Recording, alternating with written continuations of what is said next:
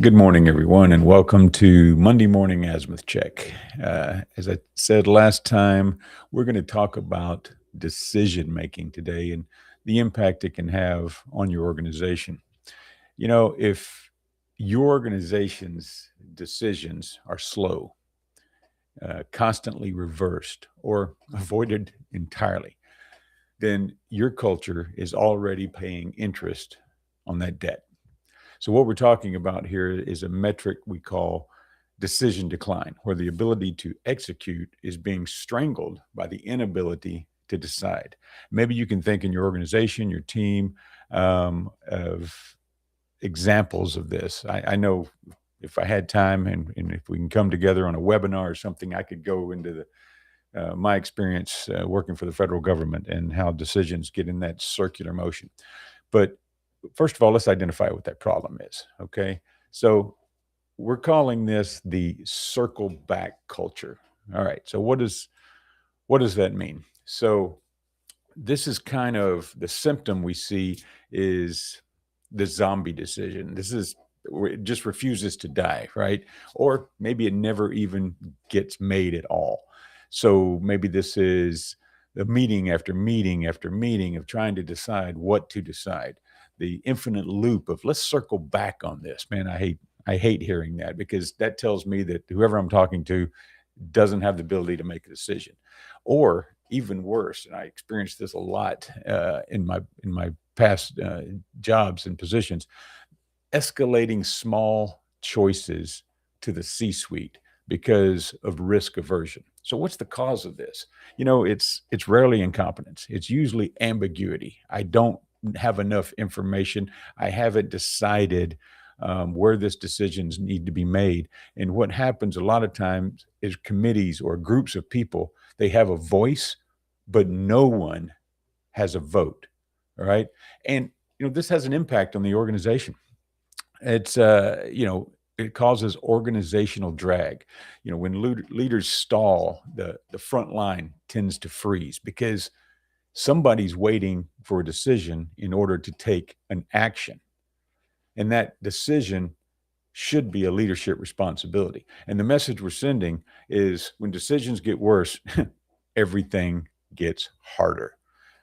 So, some of the consequences to your culture in situations like this is you're signaling that consensus is more important than conviction. Now, let me say something about consensus. Leaders, you're not going to get it.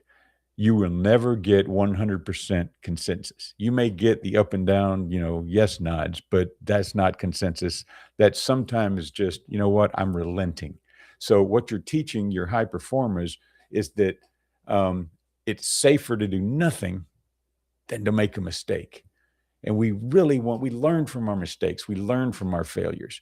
So, decision stall creates a culture of learned helplessness because people are waiting on you to make the decision. So, how do we fix this problem? Well, here's a solution I want to offer. Okay, it's called the decision rights triangle. So, what is that? The decision rights triangle works like this. Stop relying on collaboration and use this triangle to get to a decision point. So, number one, it comes with 3 points. First point, identify the owner. Name one person who holds the vote, right? The decision vote. This is not a group. This is not a committee. This is a person. That's accountability, folks. Then the inputs. Number two, explicitly name who informs this decision. And even more importantly, name who does not. Because when we have too many voices, it creates too much noise and things don't get solved. The third, the deadline. All right. A decision without a date is simply a wish. So create a deadline. So now you've got an owner who's going to make the decision. You've got the input, who's providing information towards that decision, and a deadline. When is that decision going to be made? You know what? If you're a frontline performer, you're already feeling better right now.